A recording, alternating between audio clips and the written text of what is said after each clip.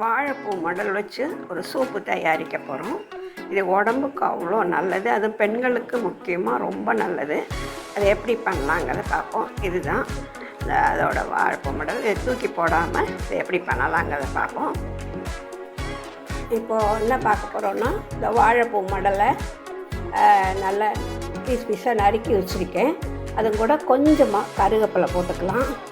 அப்புறம் அதுக்கு போடுறதுக்கு 2 சின்ன பீஸ் இஞ்சி, ஒரு 10 மிளகு, 1/4 ஸ்பூன் ஜீரகம், 1/4 ஸ்பூன் பெருஞ்சீரகம், 2 கிராம்பு, 2 ஏலக்காய், ஒரு சின்ன பீஸு 2 பீஸு பட்டை, மஞ்சப்பொடி.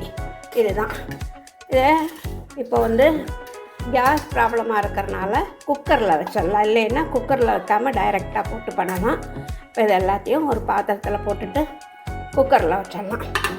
இதில் மஞ்சப்பொடி போட்டுடலாம், பெருஞ்சீரகம் சின்ன ஜீரகத்தையும் போட்டுடலாம், மிளகையும் போட்டுடலாம், பட்டை, கிராம்பு, ஏலக்காய், இஞ்சி. நான் 5 கப்புக்கு தேவையான இது தண்ணி போடுறேன். இதில் தண்ணி போட்டாச்சு.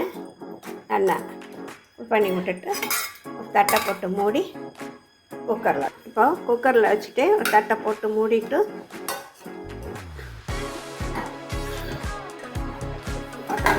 நல்லா 3 விசில் விட்டு விட்டுடலாம்.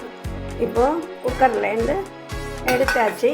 தண்ணை இருத்துட்டு நல்லா ஆற வச்சிடுவோம். ஆற வச்சுட்டு மிக்ஸி கப்பில் ஒரு திருப்பி வடிச்சுட்டு 1 ஸ்பூன் நெய் போட்டு அப்படியே எடுக்க வேண்டியதான். இப்போது இது நல்லா ஆறியாச்சு. இதை மிக்ஸி கப்பில் போட்டுட்டு ஜஸ்ட்டு ஒரு திருப்பு அந்த ஆறின தண்ணியை விட்டு ஒரு திருப்பிட்டு வடிச்சுன்னு வரணும். வடிச்சுட்டு அப்படியே நெய் போட்டு லெமன் புழியணும். புழிஞ்சு சூப்பு ரெடி ஆயிடும். இப்போ மிக்ஸி போட்டுனார். இப்போ மிக்சியில் திருப்பியாச்சு. ஒரு திருப்பு தான், ரொம்ப நைஸாலாம் அரைக்கக்கூடாது. அரைச்சா ரொம்ப துவர்ப்பு வரும் இல்லை. அப்படியே அதை அப்படியே ஃபுல்லாக வடிக்க வேண்டியதுதான். இப்போது வடித்தாச்சு. இந்த சக்கை எப்படி இருக்கு பாருங்க. இதை அடுப்பில் ஃபேன் வச்சு அதில் 1 ஸ்பூன் நெய் விட்டுட்டு சூடானோன்னு அதை தூக்கி கொட்டி, இப்போ 1 ஸ்பூன் நெய், வெண்ணெய் இருந்தால் வெண்ணெய் போடலாம். நெய் விட்டாச்சு.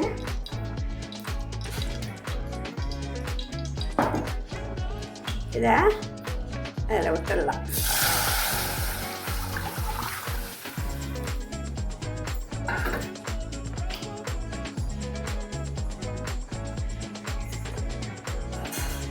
தேவையான அளவு உப்பு போட்டுருவோம். அப்படிதான் வாழைப்பூ மடல் சூப்பு ரெடி ஆயாச்சு. இது பொம்பளைகளுக்கு ரொம்ப நல்லது. எல்லோரும் இதை ட்ரை பண்ணி பாருங்களேன். ரொம்ப அருமையாக இருக்குது, டேஸ்ட்டாக இருக்குது. இதை கீழே இறக்கிட்டு லெமன் புழிவோம். இப்போது லெமன் புழியலாம்.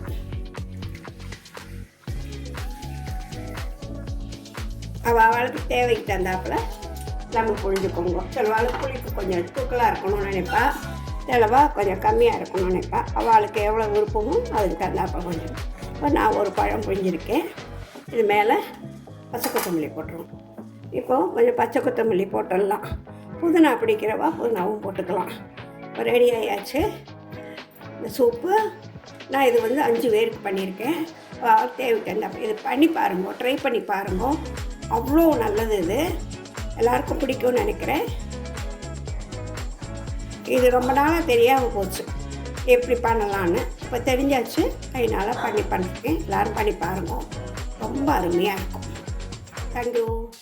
வாழைப்பூ மடல் சூப்பு நல்ல டேஸ்டியாக அருமையாக இருக்குது. நல்ல ஹெல்த்தியானது. எல்லோரும் பண்ணி பாருங்க.